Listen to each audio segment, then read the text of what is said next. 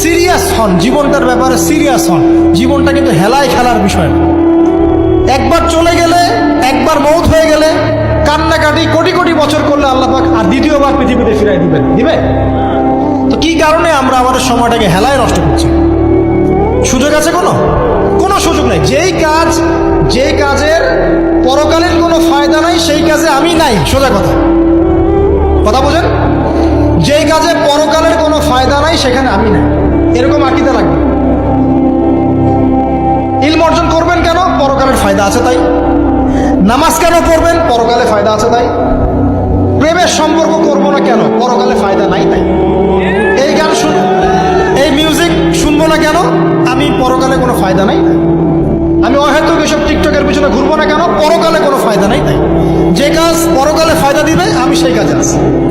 পারা যাবে ইনশাল্লাহ? আল্লাহ তৌফিক দান করুন।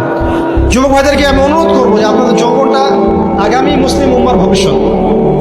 এই যে বলে না যে জাতির কাণ্ডারি হবে অমুক তমুক, কেউ জাতির কাণ্ডারি হতে পারবে না। জাতির কাণ্ডারি যদি হতে চায় তাহলে মুসলিম যুবকরাই হতে পারবে। যারা সারাদিন মাদক দ্রব্য সেবন করে এরা জাতিকে কিচ্ছু দিতে পারবে না। যারা সারাদিন হকি স্টিক নিয়ে ঘুরছে আর নির্মমভাবে মানুষকে মারছে এরা জীবনেও জাতিকে কিচ্ছু দিতে পারবে না। ফাসাদ সৃষ্টি করা ছাড়া কিচ্ছু করতে পারবে না। দেশকে, জাতিকে এবং উম্মাকে যদি এগিয়ে নিতে হয় শুধু মুসলিম যুবকরাই পারবে ইনশাআল্লাহ। এবং কারা পারবে? যারা অন্য ধর্মের মানুষ কিন্তু মনটা স্বচ্ছ সৎ, তারাও পারবে। যাদের মনে সততা আছে অন্য ধর্মের হলেও তারা পারবে ইনশাআল্লাহ। যার মনে সততা নাই সে পারবে না। করাপ্টেড, দুর্নীতিপূর্ণ মন নিয়ে কখনো দেশের খেদমত, জাতির খেদমত করা যায়। বাংলাদেশের সবচেয়ে বড় সমস্যা দুর্নীতি। বাংলাদেশের 1 নম্বর সমস্যা দুর্নীতি। দুর্নীতি যদি না থাকতো আর সমস্ত কালো টাকা যদি সাদা করা যেত বাংলাদেশের মানুষকে আজকে না খেয়ে মরতে হতো না। 65% মানুষকে আজকে এই খাবারের সংকটে ভুগতে হতো না।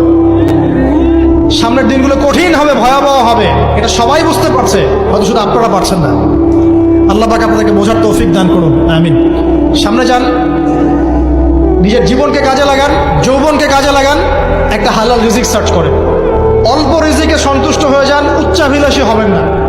উচ্চাভিলাষী হওয়ার দরকার নেই, যতটুকু আসছে আলহামদুলিল্লাহ, এটুকুর মধ্যেই সন্তুষ্ট থাকেন। পারবেন ইনশাআল্লাহ। সামনে যাবেন, আদর্শ পরিবার গড়বেন। পরিবারের মধ্যে ইসলাম থাকবে। পরিবারের পিতা হবে ইব্রাহিম, পরিবার সন্তান হবে ইসমাইল, পরিবারের স্ত্রী হবে হাজারা অথবা সারা আলাইহিস সালাম। দিনদার ছেলে নাই, বিয়ে নাই। দিনদার মেয়ে নাই, বিয়ে নাই। ওই যেটা আপনি মনে করছেন রূপ সৌন্দর্য হাবিজাবি কিচ্ছু থাকবে না ভাই, কিচ্ছু থাকবে না। 1 বছর 2 বছর পরে সব শেষ। দিনদার স্ত্রী পাবেন, চোখ বন্ধ করে বিয়ে করে ফেলবেন।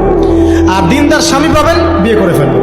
আমার স্বামী কত বড় ব্যাংকের চাকরি করে, কত বড় ডিগ্রি, কত বড় সার্টিফিকেট, এটা পরের ইস্যু।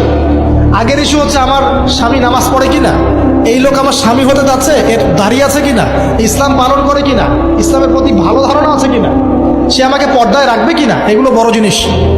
পরিবার করবো ইসলামিক ভিত্তিতে। ইসলাম নাই, পরিবার নাই।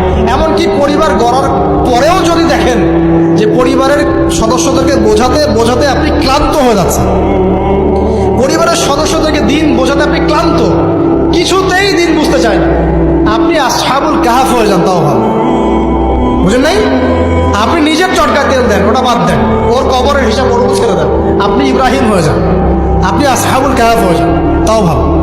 ইসলাম নিয়ে কোনো কম্প্রোমাইজ নাই। পরিবারের সদস্যরাও যদি আল্লাহর পথে চলার ক্ষেত্রে প্রতিবন্ধকতা সৃষ্টি করে বাদ দিয়ে দেন, দরকার নেই। আল্লাহর জমিন প্রশস্ত, আল্লাহর জমিন প্রশস্ত, আল্লাহর রিজিক প্রশস্ত। ইনশাআল্লাহ আল্লাহ পাক উত্তম আরো কিছু দিবেন আপনাকে ইনশাআল্লাহ। খেয়াল রাখবেন, পরিবারের মধ্যে ইসলাম থাকতে হবে। এখানে কিন্তু আপনাকে কেউ বাধা দিবে না, এর কর্তা আপনি নিজেই। আল্লাহ পাক তৌফিক এনায়েত করুন, আমিন। পাশাপাশি সৎ কাজের আদেশ করেন, অসৎ কাজে নিষেধ করেন। মুসলিম উম্মার মধ্যে ঐক্যের চেষ্টা করেন, বিভক্তি সৃষ্টি করেন। সবার মধ্যে ভালো জিনিস আছে, নিয়ে নেন, খারাপগুলো ছেড়ে দেন। এমন কোনো সংগঠন বা দল বা জামা নাই যার 100%ই পরিশুদ্ধ, এমন কোনো নেই, কোথাও নেই। সবার মধ্যে কিছু না কিছু ভুল থাকবেই, কিছু না কিছু ফল্ট থাকবেই। ওই ফল্টগুলোকে নিয়ে যদি আপনি পড়ে থাকেন আর কাটা ছড়াছড়ি করতে থাকেন, কাজ হবে না। এখন এই যুগটা সেই যুগ না। এটা কি সাহাবীদের যুগ যে চুল ছেঁড়া বিশ্লেষণ করতে হবে? এখন কি খেলাফা কায়েম আছে?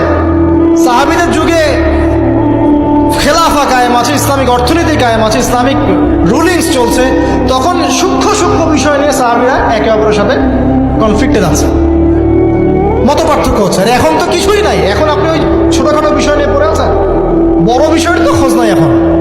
আল্লাহ পাক আমাদেরকে বোঝার তৌফিক এনায়েত করুন, আমিন।